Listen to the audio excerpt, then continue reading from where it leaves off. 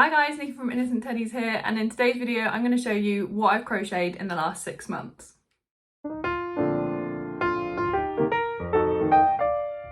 If you're a returning subscriber, why is that always so hard to say? Welcome back and thank you for joining. If you're new here, hi, I'm Nikki and I'm the face behind Innocent Teddies, and I crochet in my free time and own my small business part-time while I work full-time. In today's video I'm going to show you everything I can remember that I've crocheted for the last 6 months and kind of show you like the progress I've gone on and basically the crochet journey I've been on.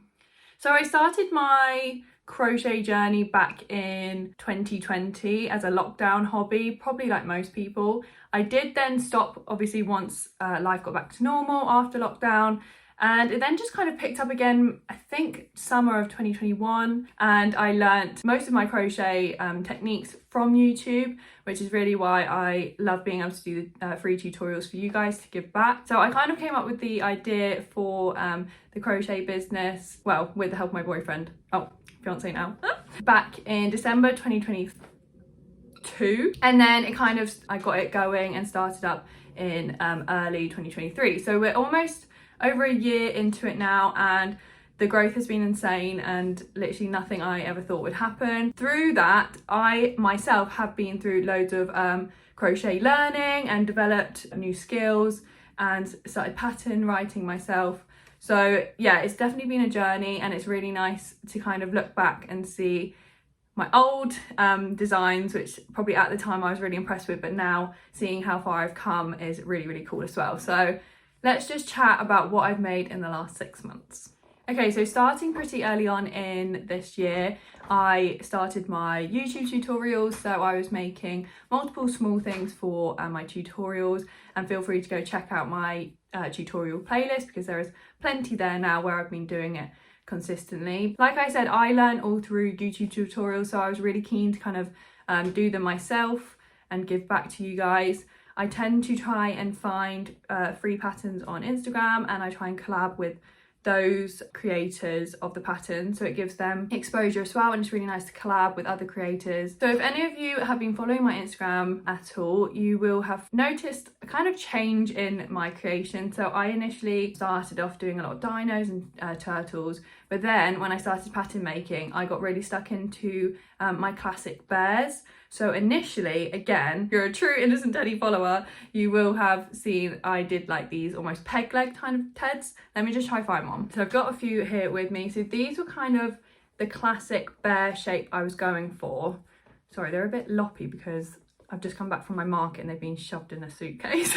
And yeah, I didn't make these this year. These were my last year's creations, and I made like all sorts of different ones. And I had them with like outfits, like these little overalls, but I was also doing like my Santa and elf bear. So those patterns, like the Frankenstein and the Santa and the elf bear, can all be purchased on my Etsy, because these were my, not my very first patterns, but once I kind of got into stride of it, I was making all of these different ones. I also was just obsessed with using like scrap yarn. So this is my scrap yarn teddy, and I just made him with all the leftovers that I had.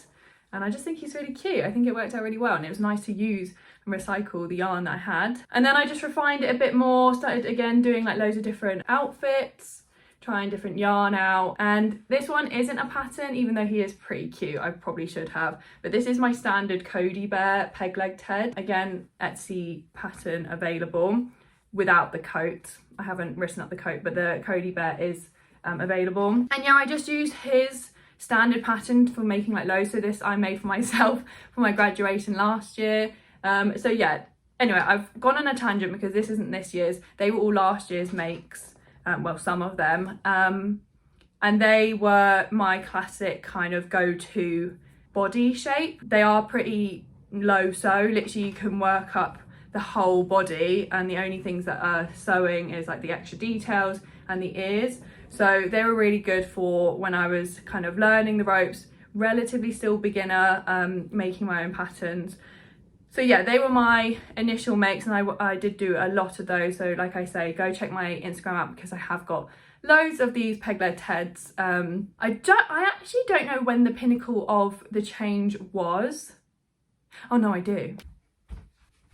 Okay, so this is where the actual transition happens, and I can quite clearly see it now. So like I said, this was my first use of fluffy yarn, again in my peg leg Cody Bear pattern, just standard little peg legs and his overalls, but I used fluffy yarn for the first time.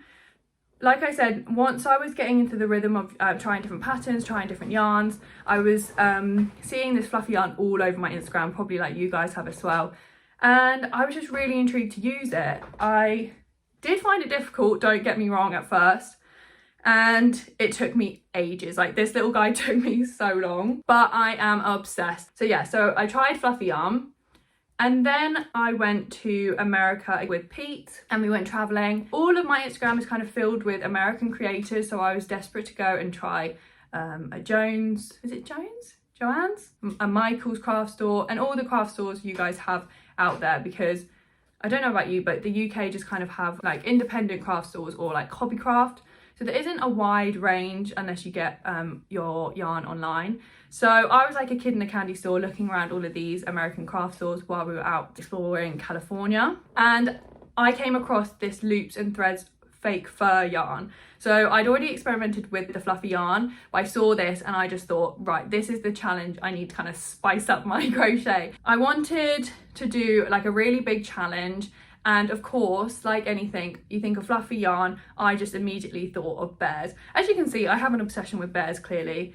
But with this one, I wanted to make like a classic fluffy teddy bear. The classic fluffy teddy bears all have like those floppy limbs, don't they? So that's where I then worked on my big classic Bobo bear pattern. Again, he's all loppy as well. I don't know why they look weird on the camera. So he's got big fluffy legs and arms, a fat chubby belly, and he is just so lovely. He's my favourite thing ever. He's so soft as well, it's crazy. What is going on with your eye, dude? How cute. So yeah, so he was my first fluffy bear pattern, and huge as well. So I think he took me a couple of days, if not a week. You know when you get in that hyper focused state where you just are like actually for once focused on one project and getting it done? This was definitely me for this.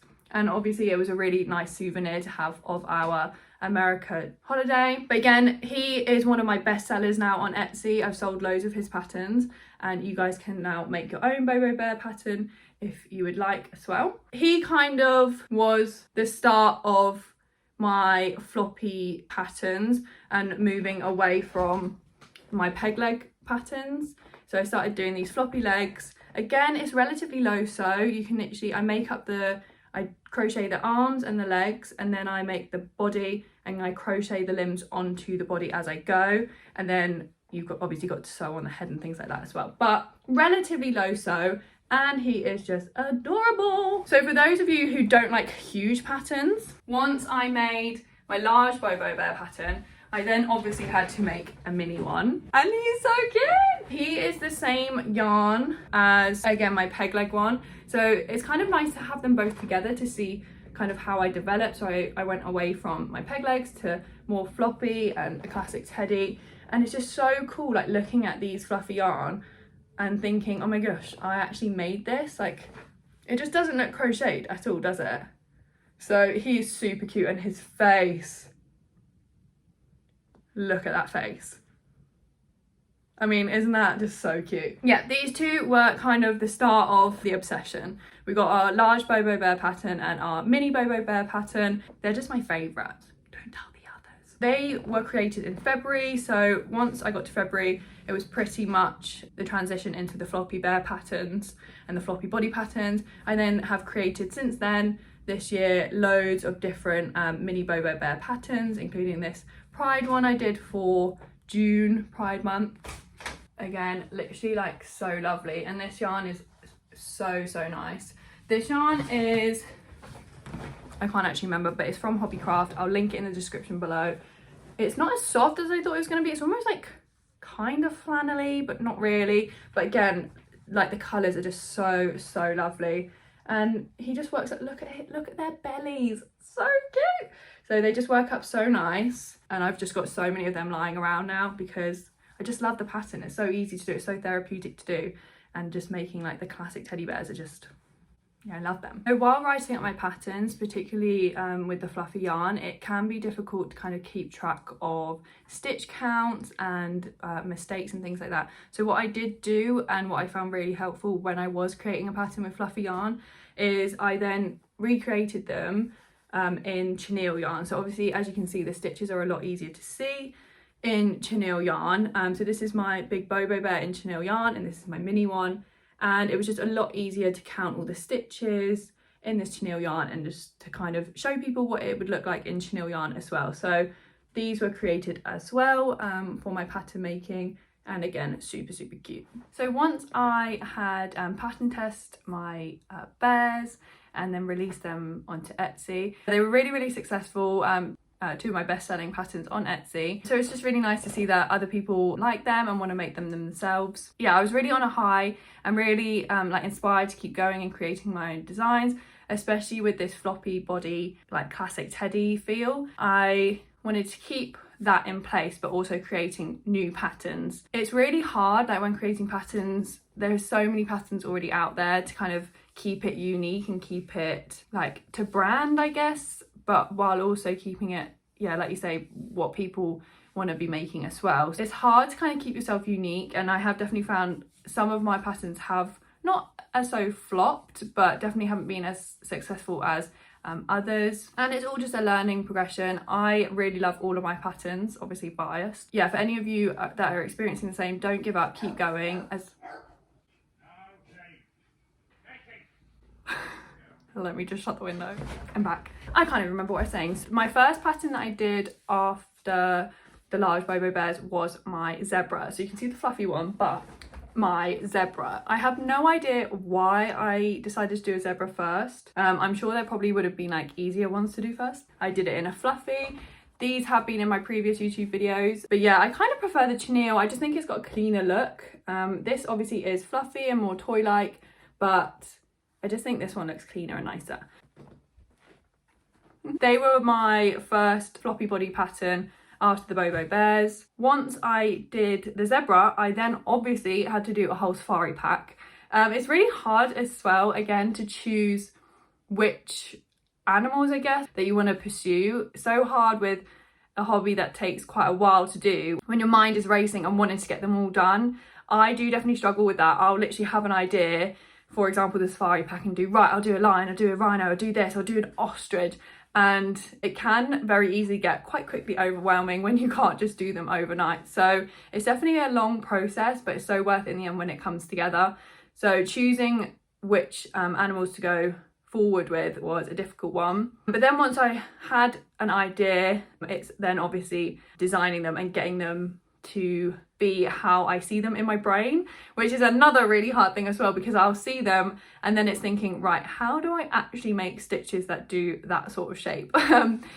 So yeah, very hard. And through this process, I have learnt that a tiger isn't actually part of a safari animal. So you know when you see all those pattern packs or anything safari, like they always, I swear they always have a tiger in. And when I put the poll up on my Instagram of what animal should I do, so many people said tiger. But I have learnt through this, who knew you would learn geography or whatever it is, zoology, through crochet, but tiger does not live in the same places as the other thing, apart from if they're in the zoo, just in case you guys wondered. So these are the rest of the safari gang. We've got my Rio Rhino, which I super love. We've got Leo Lion. I know it's a classic lion name, but he just suits it.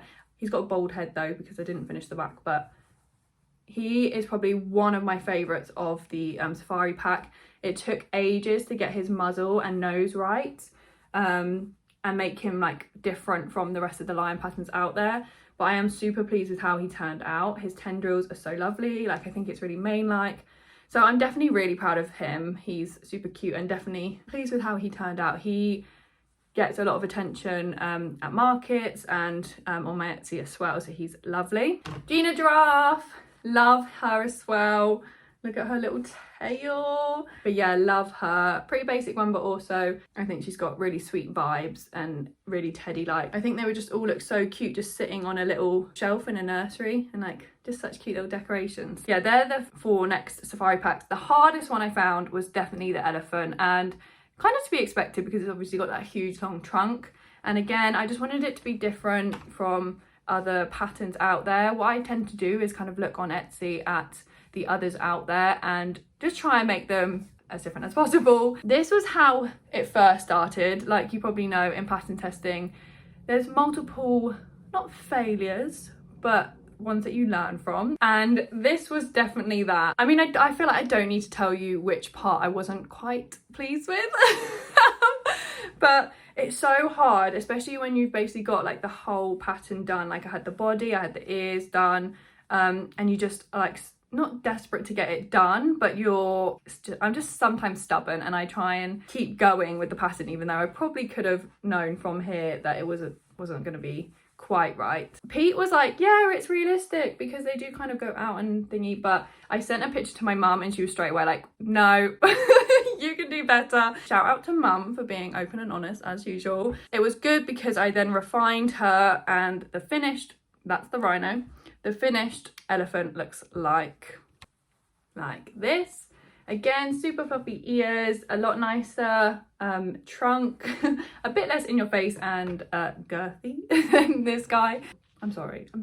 Yeah, super cute, and I added a few more details in the trunk just to make it a bit more realistic. I like that the ears are kind of like Dumbo-like, and just super floppy, like really realistic. So I really like him, how he turned out as well. Like I say, all of these guys the patterns can be purchased on my Etsy. I'm not trying to be like a salesperson here, it's just if you guys like them, feel free to make your own because I love them. And it is so nice, it's literally so nice seeing people's creations from your own patterns. Like it's just really fulfilling. So I love seeing everyone's creations from them, and some of the safari packs I've seen from you guys making them have just been like incredible. So yeah, the safari pack I was really proud of, and definitely really pleased with how it turned out. After that, I was a little bit stuck with where to go. The inspiration wasn't lacking as such, it was more, again, my mind was racing on what I could make next and what I could get done.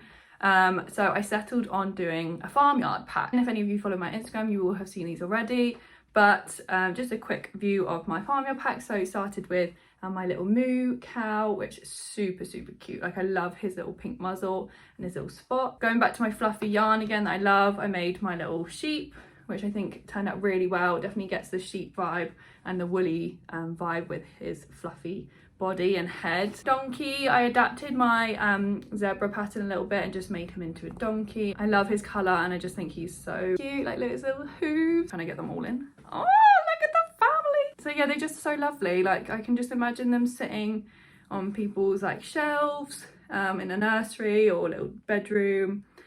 I just really like them. So that was my next pack that I made of patterns. They can be purchased individually, but I also did a pack as well. I think it's really nice when I've had pattern packs before and you can make like multiple items, and I just think it's like better value for money, isn't it? So currently at the point where I'm thinking about my next patterns. Obviously I've had my market come up, so I was pretty much focused on making loads of small items for that, like the turtles. Feel free to watch my previous market video on what I made for that. But other than that, this year, of all of those patterns that I've created and made, I have obviously done all my YouTube tutorials, so I've made all of those.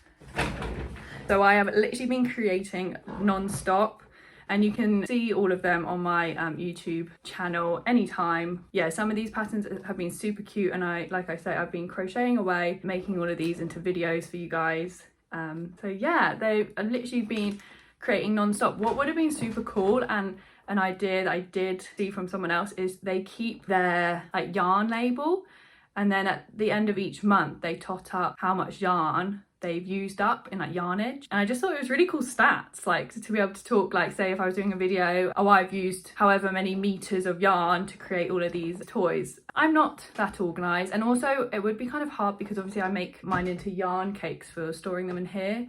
So I don't know how I'd keep track of what yarn I have or haven't used. Yeah, I just thought that was a really cool idea. And as for like how many hours, like I'd love to know how many hours I've actually spent in the last 6 months crocheting, because having looked at all of these teddies now with you guys, I'm like, oh my goodness, how do I have a life? You think like one of these probably takes, okay, probably like half an hour, 45 minutes, but then you've got like the big teddies and things like that that I would just love to have gone back and actually documented how many hours I've actually spent crocheting and how my hands are not knackered. So yeah, apart from that, I'm now thinking about my next pattern, possibly making it a pack, but I'm not too sure yet. I did give a sneak preview on my Instagram in a little reel. I went to Hobbycraft earlier in the week and splurged out, treated myself, and I've got a really good idea for my next pattern. I'm debating whether to show you guys.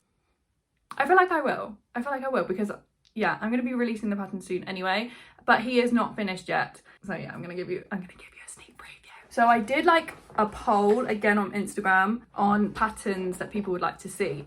At the moment, again, I don't know if this is just me, but my Instagram is filled with so many dragon and dinosaur patterns. People did say they would like to see more mystical patterns, but I just got put off with making a dragon because, like I said, there's just so many out there already. Yeah, I think I will eventually obviously do a dragon one, but I just don't think it would really stand a chance with all of the ones on the market at the moment.